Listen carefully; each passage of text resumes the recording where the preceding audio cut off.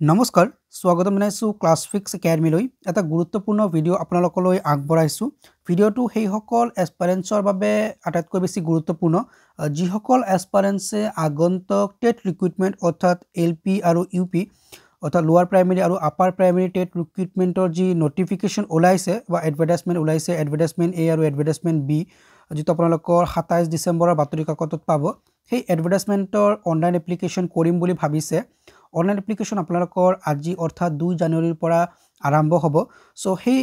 online application আপোনালোকে submit কৰিব পাৰিবনে নাই অৰ্থাৎ তাতে যি এলিজিবিলিটি ক্ৰাইটেৰিয়া তেওঁলোকে বিচাৰিছে সেই এলিজিবিলিটি ক্ৰাইটেৰিয়া আপোনালোকে ফুলফিল কৰে নে নাই সেই সম্পৰ্কে আজিৰ এই ভিডিঅ'ত আমি আলোচনা কৰিম লগতে আপোনালোকৰ এটা ডাঙৰ প্ৰশ্ন যিসকল এছপাৰেন্টছে NIOS অৰ্থাৎ নেশ্যনেল ইনষ্টিটিউট অফ অপেন স্কুলিঙৰ পৰা যিসকলে DLED কমপ্লিট কৰিছে অৰ্থাৎ ডিপ্লোমা ইন এলিমেণ্টাৰী এডুকেশ্যনত তেওঁলোকে ডিপ্লোমা লৈছে তেওঁলোকে অনলাইন এপ্লিকেশ্যন সাবমিট কৰিব পাৰিব নেকি এই ক্ষেত্ৰত অফিচিয়েল অৰ্থাৎ গভৰ্ণমেণ্ট অফ আসামৰ ফালৰ পৰা অৰ্থাৎ এলিমেণ্টাৰী এডুকেশ্যনৰ ফালৰ পৰা কি জাননী দিছে কি নোটিছ দিছে সেয়া আমি সবিশেষ আলোচনা কৰিম ভিডিঅ'টো খুব ইম্পৰ্টেণ্ট হয় আপোনালোকৰ বাবে ভিডিঅ'টো আপোনালোকে প্ৰথমৰ পৰা শেষলৈকে চাই থাকিব কিবা ডাউট থাকিলে কিবা প্ৰশ্ন থাকিলে নিশ্চয় আমাক কমেণ্ট ছেকশ্যনত জনাব আৰু আমাৰ ক্লাছেছবোৰ পাবলৈ আমাৰ চেনেল ছাবস্ক্ৰাইব কৰি বেল আইকন প্ৰেছ কৰি ৰাখিব আৰু যদি অলৰেডি ছাবস্ক্ৰাইব কৰিছে তাৰ বাবে অসংখ্য ধন্যবাদ ফাৰ্স্ট অফ অল আপোনালোকে ইয়াতে দেখা পাইছে এটো নোটিফিকেশ্যন বা নোটিছ হয় যেটো পাবলিশ কৰা হৈছে এলিমেণ্টাৰী এডুকেশ্যনৰ ফালৰ পৰা আৰু এলিমেণ্টাৰী এডুকেশ্যনৰ ফালৰ পৰা এই নোটিছত সবিশেষ তেওঁলোকে কি উল্লেখ কৰিছে আমি তাৰ বিষয়ে আপোনালোকক জনাইছো সো ইয়াতে তেওঁলোকে নোটিছটো ৰিগাৰ্ডিং আপোনালোকৰ যি এডভাৰটাইজমেণ্ট এ আৰু এডভাৰটাইজমেণ্ট বি সেই সম্পৰ্কে তেওঁলোকে লিখিছে আৰু এলপি আৰু ইউপি টিচাৰৰ হয় যেটো আপোনালোকৰ নোটিফিকেশ্যন নম্বৰটো আছে আৰু আপোনালোকৰ নোটিফিকেশ্যনৰ ডেট হৈছে 26/12/2023 আৰু আপোনালোকৰ যেটো বাতৰি কাকতত পাবলিশ হৈছিল হেতু 27 ডিসেম্বৰৰ বাতৰি কাকতত আপোনালোকে পাইছিল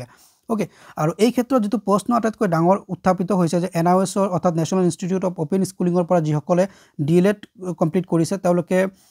অনলাইন এপ্লিকেশ্যন সাবমিট কৰিব পাৰিবনে নাই কাৰণ অনলাইন এপ্লিকেশ্যন অলৰেডি ষ্টাৰ্ট হৈছে আজিৰ পৰা সো ইয়াতে তেওঁলোকে ক্লিয়াৰলি কি মেনশ্যন কৰিছে আপোনালোকে দেখা পাইছে সো ইয়াৰ PDF টো আপোনালোকে ডাউনলোড কৰি ল'ব পাৰিব আমাৰ ডেসক্ৰিপশ্যনত দিয়া টেলিগ্ৰাম গ্ৰুপৰ পৰা আৰু সেই গ্ৰুপটো আপোনালোকে জয়েন হৈ ল'ব তাতে আপোনালোকে পাই যাব ইয়াতে তেওঁলোকে ক্লিয়াৰলি মেনশ্যন কৰিছে যেটো আপোনালোকৰ এডভাৰটাইজমেণ্ট পাবলিশ কৰা হৈছে আৰু সেই এডভাৰটাইজমেণ্টৰ যেটো অৰ্ডাৰ সেই অৰ্ডাৰৰ ৰিগাৰ্ডিং তেওঁলোকে এডভাৰটাইজমেণ্ট বা নোটিছটো দিছে ইয়াতে আপোনালোকে ক্লিয়াৰলি দেখা পাইছে এডভাৰটাইজমেণ্টৰ সবিশেষ তেওঁলোকে কি লিখিছে the advertisements were prepared and published in concern with the order passed by the honorable supreme court of India dated আপোনালোকে ডেটটো ইয়াতে চাব পাৰিছে in civil appeals arising out of SLPC অৰ্থাৎ আপোনালোকৰ যেটো এপিল হৈছিল এপিলৰ নম্বৰটো ইয়াতে তেওঁলোকে মেনশ্যন কৰিছে আৰু লগতে ইয়াতে তেওঁলোকৰ অৰ্ডাৰটো দিছে stated that the qualification of 18 months diploma in